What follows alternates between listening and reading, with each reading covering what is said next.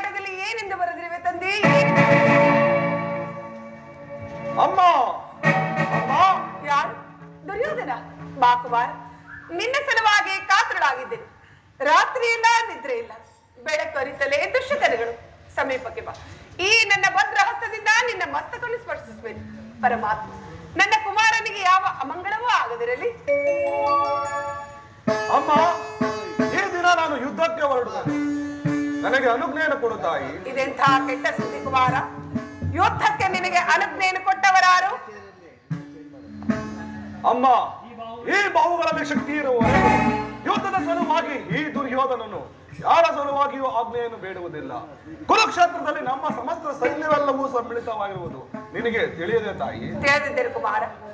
ಆದರೆ ಅದು ನಿನ್ನ ಧಾರ್ಮಿಕ ಪ್ರದರ್ಶನವೆಂದು ಪಾಂಡವರನ್ನು ಎದುರಿಸಲು ಓಡಿರುವ ಆಟವನ್ನು ತಿಳಿದಿದ್ದರು. ಧರ್ಮ, ನ್ಯಾಯ, ನೀತಿ, ಮನುಷ್ಯತ್ವದ ವಿಲಾಸನೆನ್ನಿಟ್ಟು ನಿಜವಾಗಿ ಯುದ್ಧವನ್ನು ಪ್ರಾರಂಭಿಸುವೆಂದು ನಾನು ತಿಳಿದಿರಲಿಲ್ಲ ಕಂದ. ಅಮ್ಮ, ಈ ಅಪೌರುಷ ವಾಕ್ಯಗಳನ್ನು ಕೇಳಿ ಕೇಳಿ ನಾನು ಬೇಸತ್ತಿರುವೆ. 100 ಜನ ಊರ ಎಂಬ ವೀರ ಮಾತೆಯ ಸ್ವಲ್ಪ ಎದುರ ಸಲುವಾಗಿ ಇಷ್ಟೊಂದು ಕಾತರಳಾಗುವೆಯಾ?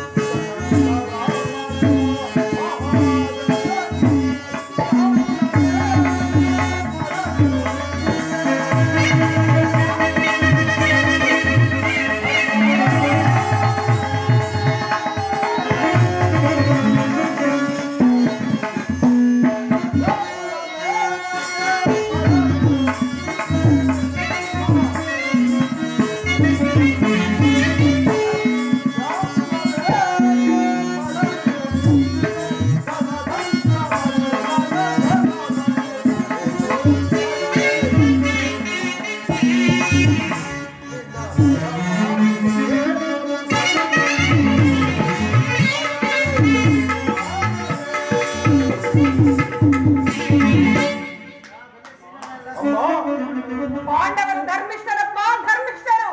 ಅಮ್ಮ, ಪಾಂಡವರು ಪಾಂಡವರು ಪಾಂಡವರು ಆ ಪಾಂಡವರು ಧರ್ಮ ಸಂಬಂಧವೇ ಆದರೆ ಅಂತಹ ಧರ್ಮಕ್ಕೆ ಸದಾಂತ ಧಿಕ್ಕಾರವಿರಲಿ. ಪತ್ನಿಯ ಅಪಮಾನವನ್ನೇ ನೋಡುತ್ತಾ ಎದುರುವೆ ಕುಳಿತಿರುವ ಕ್ಷತ್ರಿಯ ಧರ್ಮವಂತಿರಲಿ. ಭಾನುಮತಿಗೆ ಅಥವಾ ನನ್ನ ಅಂತಃಪುರದ ಒಬ್ಬ ಸಾಮಾನ್ಯ ದಾಸಿಗೆ ಇಂತಹ ಅಪಮಾನವಾಗಿದ್ದರೆ ನಾನೇನು ಮಾಡ್ತಿದ್ದೆ ಬಲ್ಲೆಯ? ಏನು ಮಾಡುತ್ತಿದ್ದೆ ಕುಮಾರ?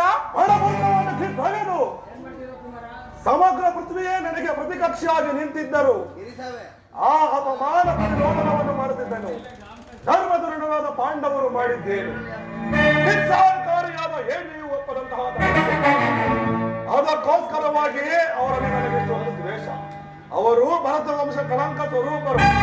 ಅವರನ್ನು ಸಮೂಲವಾಗಿ ನಾಶ ಮಾಡಿ ಶಂತನು ದುಷ್ಯಂತನು ಆದ ನಮ್ಮ ಪೂರ್ವಜರ ಮಾಡುವುದೇ ಈ ಯುದ್ಧದ ಉದ್ದೇಶ. ನಾನು ಅದರ ಸಲುವಾಗಿ ದೀಕ್ಷಾ ಬಂಧನಾಗಿರುವನು. ನನಗೆ ಅನುಜ್ಞೆಯನ್ನು ಕೊಡುತ್ತಾಯಿ. ನಿನ್ನ ಜ್ಞಾತಿ ಹಿಂಸೆಗೆ ನನ್ನ ಶುಭಾಶೀರ್ವಾದವು ಅಷ್ಟೊಂದು ಅವಶ್ಯಕತೆ. ಪಾಪಾತ್ಮ, ನನ್ನ ಆಶೀರ್ವಾದವನ್ನು ಹೊಂದಲಾರೆ. ಹೋಗು. ಮಾತೃ ವಾಕ್ಯಗಳನ್ನು ತಿರಸ್ಕರಿಸಿದ ಪಾಪ ಕಟ್ಟಿಟ್ಟ ಬುದ್ಧಿಯಾದರೂ ಸರಿಯೇ. ನಾನು ಮಾತ್ರ ಪಾಂಡವರ ಯುದ್ಧವನ್ನು ಆಹ್ವಾನಿಸುತ್ತೇನೆ. ನೀನು ಆಹ್ವಾನಿಸುವ ಯುದ್ಧವನ್ನಲ್ಲ ಕುಮಾರ, ಅಮ್ಮ, ಹಸ್ತಿನಾವತಿ ರತ್ನ ಸಿಂಹಾಸನವು ರಕ್ತದ ಮಡಿಲಿನಲ್ಲಿ ಮೊಳಗಿ ಹೋಗುವುದು. ಹಸ್ತಿನಾವತಿಯ ಬದಿಯಲ್ಲಿ ಹರಿಸಿರುವ ಪವಿತ್ರವಾದ ಗಂಗಾಜಲವು ಎತ್ತಿನ ಕಾಲುವೆಯಾಗಿ ಕಂಚಿ ಹೋಗುವುದು. ಭಾರತದ ಕುಲನಾರಿಯರೆಲ್ಲ ತಮ್ಮ ಪವಿತ್ರವಾದ ಮಾಂಗಲ್ಯವನ್ನು ಕೈಯಲ್ಲಿ ಹಿಡಿದುಕೊಳ್ಳುವರು. ಕುಮಾರ, ನೀನೇನು ಮಾನವನೋ ದಾನವನೋ? ನಾನು ಮಾನವನಲ್ಲ, ಮಹಾನ್ ದುರ್ದಾನವ. ನನ್ನ ಕುಮಾರ ದಾನವ, ನಾನೆಟ್ಟ ಕಂಡ ದಾನವ. ಪರಮಾತ್ಮ ಇಂತಹ ಪವಿತ್ರ ವಸ್ತುವಿನಲ್ಲಿ ನನ್ನ 100 ಜನ ಪುತ್ರರಲ್ಲಿ ದುರ್ಯೋಧನನಲ್ಲಿ ಅತಿಶಯವಾದ ಪ್ರೀತಿಯನ್ನಿಟ್ಟರು. ದುರಾಶೆಯಿಂದ ಅಡ್ಡದಾರಿಡಿದು ಯುದ್ಧಕ್ಕೆ ಹೊರಟ ಮಗನನ್ನು ಆಶ್ರಯಿಸಬೇಕಾದದ್ದು ತಾಯಿಯಾದ ನನ್ನ ಧರ್ಮ. ಕುಮಾರ, ಎಂದಿನಂತೆ ನನ್ನ ಬಳಿಯಲ್ಲಿ ಮಣಕಾಲನ್ನಿಡುವುದು. ಈ ನನ್ನ ಹಸ್ತ ಸ್ಪರ್ಶದಿಂದ ಹುಲ್ಲು ಕಡ್ಡಿ ಕೂಡ ವಜ್ರಾಯುಧದಂತೆ ಕಠಿಣವಾಗುವುದು. ಹೋಗು, ರಣರಂಗದಲ್ಲಿ ವೀರಾವೇಶದಿಂದ ಹೋರಾಡು. ಆದರೆ ಧರ್ಮ ಯಾರಲ್ಲಿರುವುದೋ ಅವರಿಗೆ ಜಯವಾಗಲಿ. ಧರ್ಮ ಯಾರಲ್ಲಿರುವುದೋ ಅವರಿಗೆ ಜಯವಾಗಲಿ. ಏಕೋ ಧರ್ಮಸ್ಥತೋ ಜಯ, ಏಕೋ ಧರ್ಮಸ್ಥತೋ ಜಯ, ಏಕೋ ಧರ್ಮಸ್ಥತೋ ಜಯ. ಯಥೋ ಧರ್ಮಸ್ಥತೋ ಜಯ, ಯಥೋ ಧರ್ಮಸ್ಥತೋ ಜಯ, ಯಥೋ ಧರ್ಮಸ್ಥತೋ ಜಯ. ಧರ್ಮಕ್ಕೆ ಜಯವಾಗಲೇಬೇಕು. ಹೊರಬಂದವನ್ನು ಕಿತ್ತೊಯ್ದು ಹೊರಬಂದ ಈ ಚಲದಂಗ ಮಲ್ಲನಿಗೆ ಜಯವಾಗಲೇಬೇಕು. ದಶ ದಿಕ್ಕುಗಳ ಕಿವುಡಾಗುವಂತೆ ಸ್ವರ್ಗವೇ ನೀರನ ಕಹಾರಗಳು.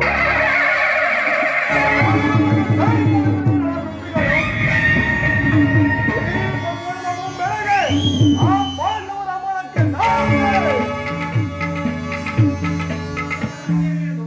ಆ ಸುರುತಿ ಬರ್ಲಿ.